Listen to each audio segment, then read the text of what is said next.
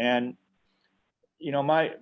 my interest always has been, and my experience has predominantly been in growing Cabernet Sauvignon in Napa Valley, in the hills, and doing so in a way that we can achieve wines that have not only power and concentration, which Daniel alluded to, but and not only soft tannins, which is the most challenging thing to do, especially in hillside properties and especially in the warm growing region like Napa Valley, but wines in particular that have an expression of where they're grown, something you can experience and say, I recognize that, or I recognize that that's different from this, or I like that because of this character. And it's an expression of, it's not always, it's not only just the grape, not only just the variety that's coming through. It's also not only the style of how the wine's made that's being dominant, but it's an expression of what happens to those grapes in that particular year, because those are the two most important things, is seeing the character of the site through the lens of a particular vintage, because a vintage has its own thumbprint on what happens.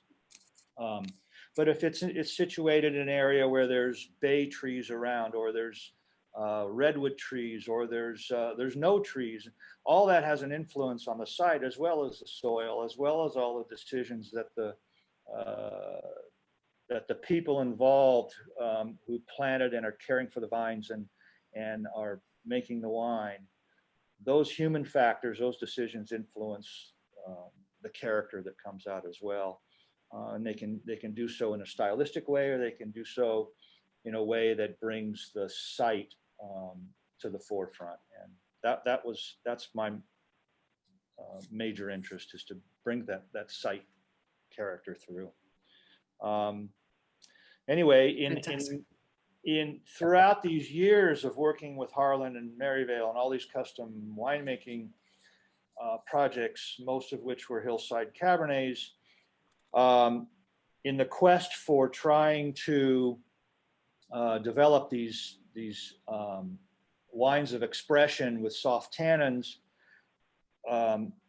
there was the opportunity to develop many methods, both in the vineyard and in winemaking, to help improve that. And a lot of these things we did in the 80s, we were looked at with crooked eyes, because people thought what we were doing was crazy. We're wasting money. What's the reason for that? That you're just doing stupid things. And today, many of those things are well-regarded practices, even amongst larger wineries, things like sorting tables and on and on. But I knew there was an opportunity to do a much better job at achieving those results, even with young vines. And young vines have this challenge associated with them. Is the comparison that I use is that they're kind of like teenagers. They look like adults, but they don't act like adults. And young vines want to grow and grow and grow. They want to produce a lot of crop, and they don't care about producing tannins that are soft and mature. And it makes them very challenging to deal with wines produced from young vines in the way that we were interested in doing that. And it's why many parts of the world view young vines as inferior, and they go into second labels and third labels and things like that, instead of into the top wine, the Grand Vin. And but I knew there was a way to improve on that, and you've all been sent a document that's called Principles of Wine Growing, that outlines that history and all the many, not all, but many of the things that went into some of those decisions. Things like close spacing, things like developing the vineyard so that ultimately we can have a vineyard that's dry farmed and we don't have to irrigate. And there's use of irrigation when the vines are young that helps promote that concept. Things like row direction that are very, very important when we converted vineyards after replanting in the late 80s and early 90s from the phylloxera challenges that we had.